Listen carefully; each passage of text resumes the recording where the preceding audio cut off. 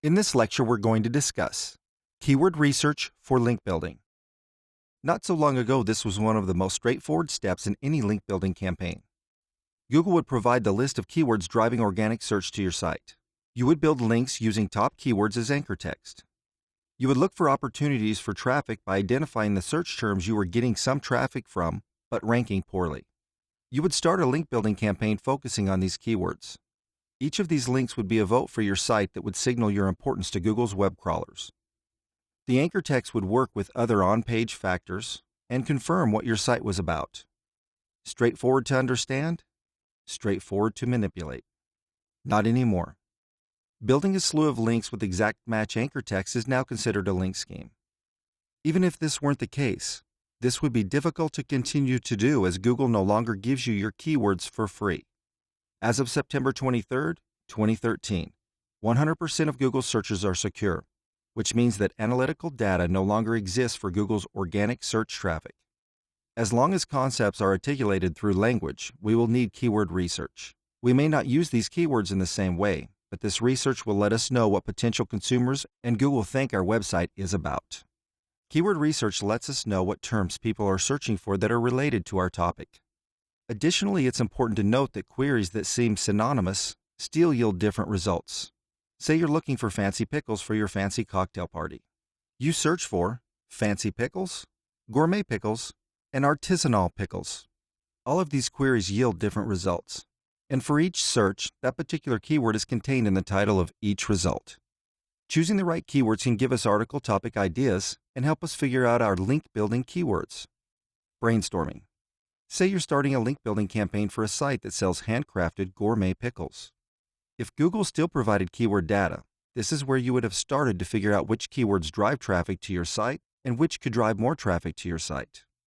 Since we're building links, we're going to assume that the intent behind our keyword research is to find new keywords to rank for that will drive your link building strategies. If asked to describe your product in the simplest of terms, you would likely say that you sell pickles. Pickles is a broad keyword, or head term, which means it's more difficult to rank for because a wider variety of websites could potentially rank for pickles.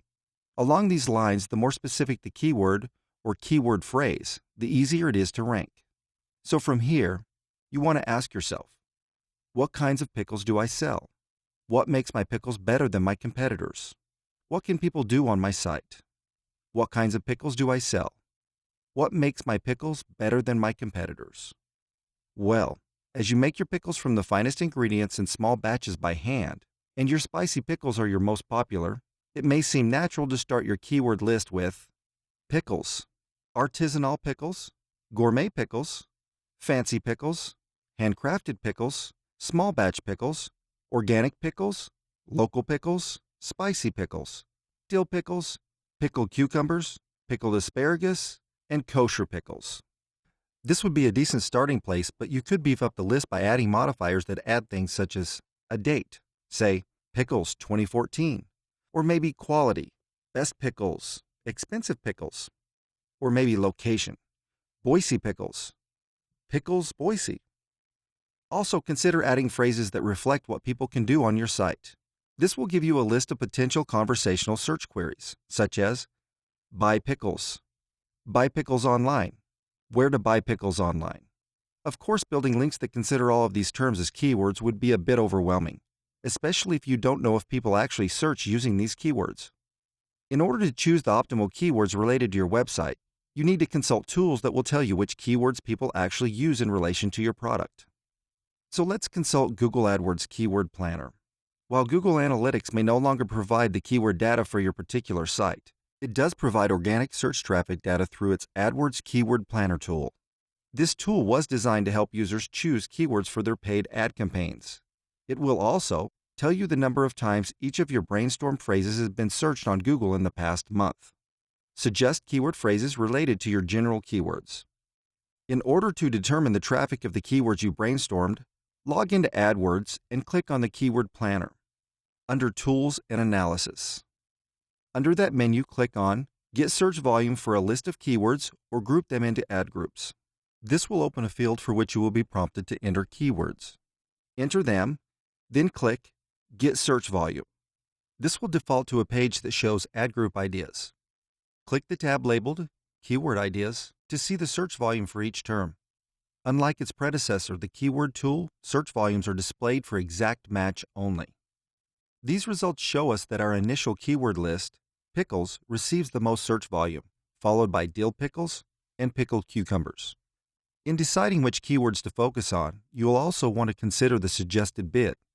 Generally, the higher the price, the higher the conversion rate, and the more lucrative the keyword.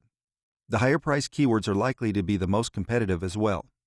From here, we might as well eliminate local pickles and handcrafted pickles. No one ever searches for them. This means that it would probably be wise to avoid using these terms when talking about your pickles. Of course, if you're forgetting terms that could potentially describe your pickles, the Keyword Planner could help you with that too. In the Keyword Planner menu, click on Search for New Keywords or Add Group Ideas. Then enter in a few keywords. As you can see, when I entered pickles, dill pickles, and gourmet pickles, the Keyword Planner suggested a number of keyword phrases I hadn't considered, many of which have a greater search volume than the ones that I had initially written down. If these results suggested anything else, it's that recipes would be a great linkable asset for your hypothetical pickle site. At this point, it's helpful to download these results and create a spreadsheet of all possible keywords. You will want to come back to this after we search for your competitors' keywords using SEMrush. This wouldn't be SEO if we weren't concerned with what words your competitors use, especially if your competitors rank higher than you do in the search engine results page, better known as SERPs. SEMrush provides tools that can give you similar keyword data to the Keyword Planner, but can also give you insight into what keywords your competitors are ranking for in addition to what keywords your site is ranking for. If we search for pickles, Brooklyn, New York, we will find two leading pickle maker sites at the top of the results, McClure's Pickles and Brooklyn Brine. Naturally, since we are hypothetical up-and-coming pickle producers, we will want to rank for the same terms as these sites. We want to see what has worked for them, especially McClure's, as they've managed to rank for pickles. To see what keywords McClure's Pickles currently ranks for, enter their URL into the top search field on your SEMrush dashboard. When you click Search, you will be brought to a page that shows Organic Report for URL, with an option to view the full report. Here you can see that they rank for a number of terms that we hadn't considered. We can also see that they rank for their brand name. Branded anchor text isn't as frowned upon as other keyword-rich anchor text, and queries that search specifically for your brand name are more likely to turn into conversions because these internet users are simply looking for where they can become your customer. This would be a good time to add any relevant keyword ideas to your spreadsheet. But when does one use pickle? These combined methods give us many keywords to choose from as well as a few ways to sort through them. But as pickles don't exist in a vacuum, it would be wise for us to target keywords, phrases, and concepts that relate to pickles. Kissmetrics has provided a great infographic on targeting the right keywords. Their target suggests that while brand terms, product terms, and competitor terms are more likely to lead to a conversion, it is wise to consider substitute product terms such as relish and olives, complementary product terms such as hamburgers and Bloody Marys, and audience terms like cocktail garnishes and spicy foods. The outermost terms on the target will actually be the most helpful when determining your link building keywords. The next challenge is narrowing down which of these keywords to focus on and pinning down the most effective keywords to use for your link building anchor text.